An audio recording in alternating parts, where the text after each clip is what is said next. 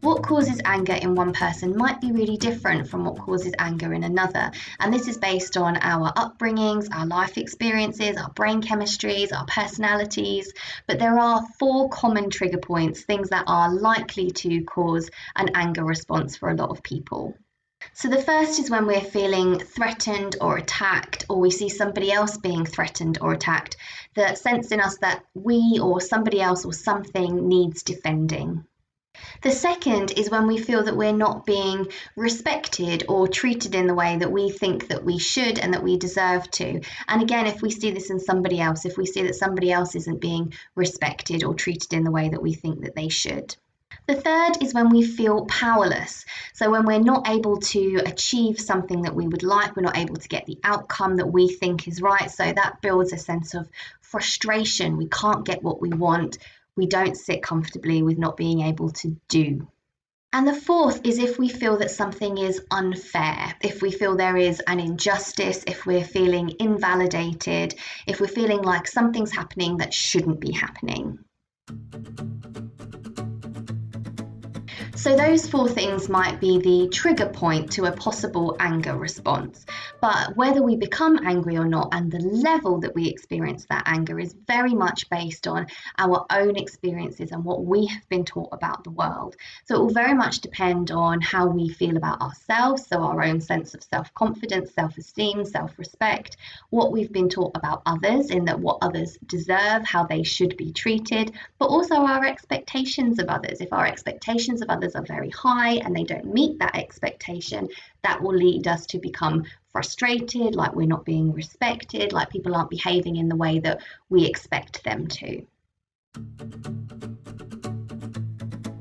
And sometimes it can feel really difficult to understand why it is that we're feeling so angry about something, or actually maybe why it is that we're not feeling angry about something.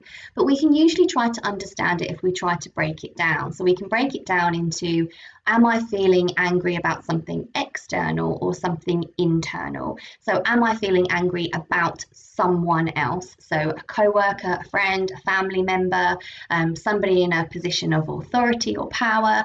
Or am I feeling angry internally? So am I feeling angry about something that I have done, something that I am worried about, a memory that I am carrying? And then we can also think about it in terms of whether it is current or whether it is historic.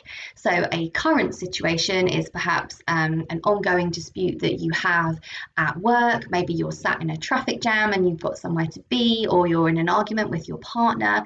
So is it something that is happening now? Or are you actually still carrying some anger about something from your past?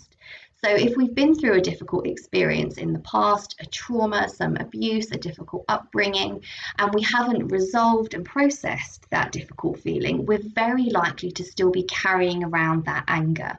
And so we may get into a lot of situations where we feel very angry about something and we can't quite understand why we're feeling so angry.